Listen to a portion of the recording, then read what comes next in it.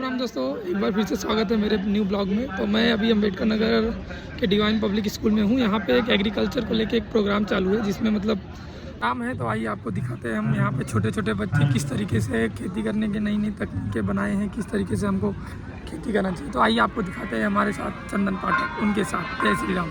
System है ये work ऐसे इसका वर्क है कि फसल आप किसी भी मौसम में इसमें ग्रो करा सकते हैं। बेमौसम में कोई भी फसल ग्रो कराने से किसानों को फायदा ये होगा कि वो अपनी फसल को अच्छी कीमत में बेच सकते हैं। ठंडी के सीजन में गर्मी की फसल उगा करके 2 रुपए केजी ना बेच करके 200 रुपए केजी बेच सकता है।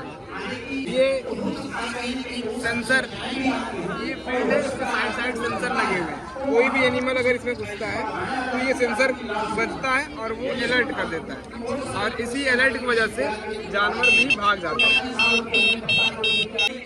इसमें बूंद सिंचाई होती है, हिंदी में बताया जाता है टपक सिंचाई जिसको। अच्छा, टपक सिंचाई। हाँ, टपक से। इसमें हम डायरेक्ट टेबल से सिंचाई ना करके इसमें पाइप से बूंद सिंचाई करते हैं, जिससे हमारा जमीन के अंदर पानी जाए प्रॉपर। जमीन के अंदर से भी कर सकते हैं या पेड़ के साइड से लगा सकते हैं। इससे पानी की बचत होती है, उससे अभी घट जाती है। इसमें क्या है कि जैसे अपने इंडिया में जो फार्मर्स हैं बहुत ही इनके सोर्स ऑफ इनकम बहुत कम रहता है। तो ये खेती के साथ साथ ये एनिमल हस्बेंड्री, पशुपालन भी करें, मछली पालन भी कर सकते हैं। तो इससे इनका सोर्स ऑफ इनकम बढ़ जाएगा। और ये जो इनका वेस्ट निकलेगा, रॉ मटेरियल निकलता है, वो जैसे गेहूं की इन्होंने बुआई की और उसका भूसा निकला जो, तो वो गाय को खिला करके उनसे दूध प्राप्त हो सकता है और गोबर प्राप्त होता है। गोबर से हम खाद बना सकते हैं। मछली पालन करते हैं तो उससे हमको इनकम हो जाएगा। ये है हमारा जर्नी ऑफ फूड, मतलब एक जो फसल बोने से लेकर के वो जब तक उसकी पूरा बेचने बदलते तक क्या क्या इसमें प्रोसेस वो बताया जा रहा है कि एक दाने से उसका भूसा जो इसका कहाँ यूज कर सकते हैं। जैसे लोग भूसे को खाद के रूप में यूज कर लेते हैं, बट भूसे का और भी अच्छा जिसके अंतर्गत जैसे हम आप 4 से 5 हेक्टेयर की जमीन है, उसके अंदर आप सभी प्रकार के फल फूल सब्जियां रबी खरीफ किसी प्रकार की फसलों की खेती कर सकते हैं।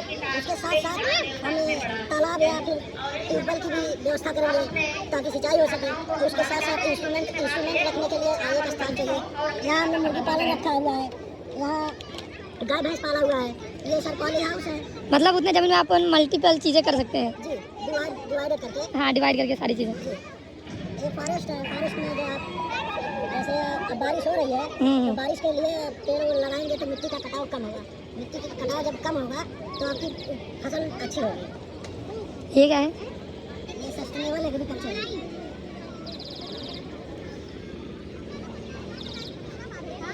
गाइस, ये हम लोग आज आए हैं divine public school Akbarpur Dostpur road पे। तो यहाँ पे आज एग्रीकल्चर एक प्रोग्राम है, तो वहाँ पे सारी चीज़ें हैं। तो आप देख सकते हैं, ये हमारे चंदन पाठक, यहाँ पे सारी दवाइयाँ, एक्सपेरिमेंट।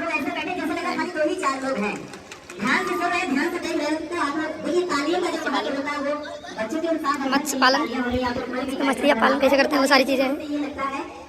आप लोग को जानते होंगे मूली है। हाँ ठीक है, ये आप लोग जानते होंगे, ये क्या चीज़ है आप लोग कमेंट करके बताइए। आजा आजा आजा। अरे इसको दिखा, इसको हाँ दिखा। ये है मशरूम। अरे क्या बता रहे हो? ये आप लोग बताइए कमेंट करके ये क्या चीज़ है। गांव की लैंग्वेज में क्या बोलते हैं उसको? ये देखिए सबसे जबरदस्त चीज लौकी। हम तो सारी एग्रीकल्चर की सारी चीज़ें हैं।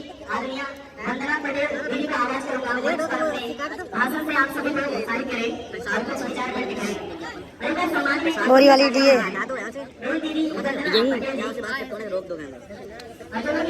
सारी एग्रीकल्चर की दवाइयाँ हैं यहाँ पे। ये नैनो यूरिया, पहले यूरिया बोरी में आती थी, अब नैनो यूरिया आने लगी है। इसको दवा टंकी में डाल के छिड़काव किया जा सकता है। ओके ठीक है। ये लड्डू यहाँ पे, ये आप सबके लिए बेसन का लड्डू रखा हुआ है, आप सब खाना चाहते हैं तो आ सकते हैं। अचार घी, और ये है आंवले का मुरब्बा, अचार, लहसुन का मुरब्बा, और ये चीज़ यहाँ है, ये है सीमन। अच्छा, ये टैग गाय पशुओं के जो है खानों में लगाया जाता है, उससे उनकी काउंटिंग की जाती है, वेरिफिकेशन किया जाता है। ये देखिए कुछ नई टेक्निक है, सब्जियां बोने का ये सब।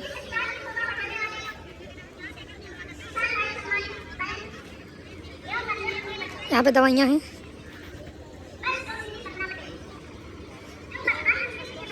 अभी दवाइयाँ हैं, एग्रीकल्चर से रिलेटेड सारी चीज़ें। ये इंसानों के लिए है।